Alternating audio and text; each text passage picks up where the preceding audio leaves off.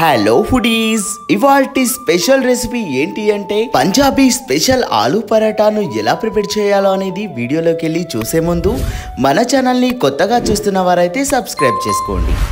ముందుగా 1.5 కప్పు వరకు మైదా పిండిని యాడ్ చేసుకోండి. ఇప్పుడు పిండిని జల్లించుకోండి. పిండిని జల్లించుకోవడం వల్ల డస్ట్ ఏమైనా ఉంటే వెళ్ళిపోతుంది. 1/2 స్పూన్ వరకు ఉప్పుని యాడ్ చేసుకోండి. చిటికెడు వామనైతే నలిపి వేసుకోండి.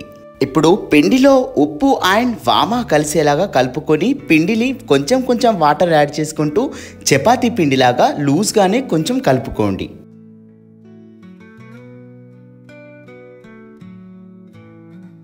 పిండిని ఎంత బాగా ప్రెస్ చేసుకుంటే పరోటాలు అనేవి అంత బాగా పర్ఫెక్ట్గా వస్తాయి. ఇప్పుడు 1 స్పూన్ వరకు ఆయిల్ని యాడ్ చేసి మళ్ళీ పిండిని ఇలా ప్రెస్ చేసుకోండి.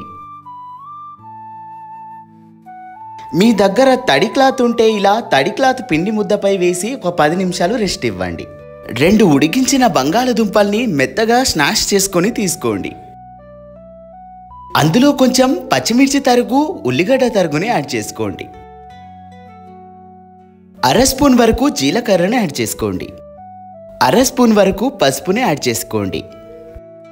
1/2 స్పూన్ ధనియా పౌడర్ని యాడ్ చేసుకోండి. కొంచెం వెజ్ మసాలాను అయితే యాడ్ చేసుకోండి. ఇప్పుడు ఇదంతా చక్కగా కలుపుకున్న తర్వాత అందులోనే 1/2 స్పూన్ వరకు ఉప్పునైతే యాడ్ చేసుకోండి. తర్వాత కొంచెం కొత్తిమీర తరుగును వేసి కలుపుకోండి. 10 నిమిషాల తర్వాత అయితే పిండి అనేది పర్ఫెక్ట్గా నానుతుంది. చూసారు కదా, పిండి అనేది ఇలా తయారవ్వాలి. ఇప్పుడైతే చపాతీ ముద్దల్లాగా తయారు చేసుకోండి.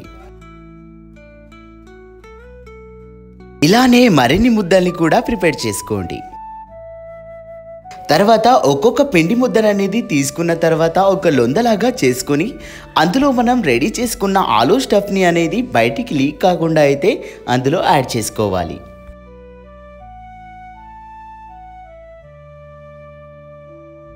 ఇలానే మరిన్ని ముద్దల్లో కూడా ఆలూ స్టఫ్ని అనేది యాడ్ చేసుకోండి.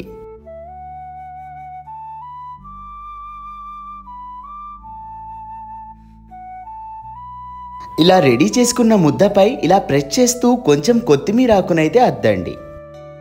ఇలానే మరొక వైపు కూడా తిప్పుకొని మళ్ళీ కొత్తిమీర ఆకుని అద్దండి.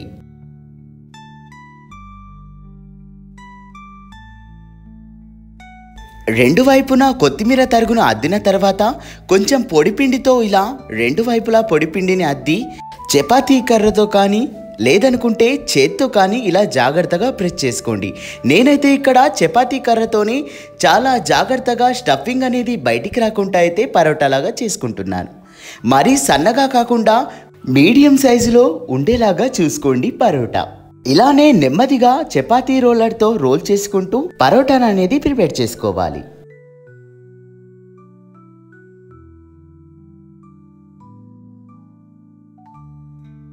ఇలానే మరిన్ని పరోటాలను ప్రిపేర్ చేసుకున్న తర్వాత ప్యాన్ పై కాల్చుకుందాం. ఇక్కడ నేను నార్మల్గా చపాతీలను కాల్చే డైలీ వాడే ప్యాన్నే వాడుతున్నాను. స్పెషల్ ప్యాన్ అయితే అవసరం లేదు.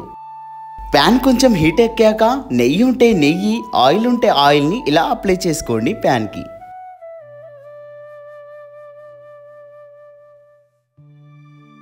చక్కగా రెడీ చేసుకున్న పరోటాను ప్యాన్ పైన వేసుకుందాం.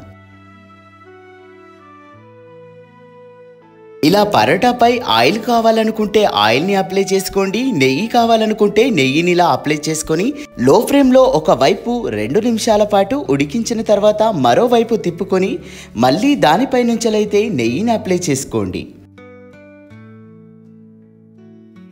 ఇలానే మరిన్ని పరోటాలను కూడా కాల్చుకొని సర్వ్ చేసుకోవడమే. ఏంటి, ఈ రెసిపీ నచ్చిందా?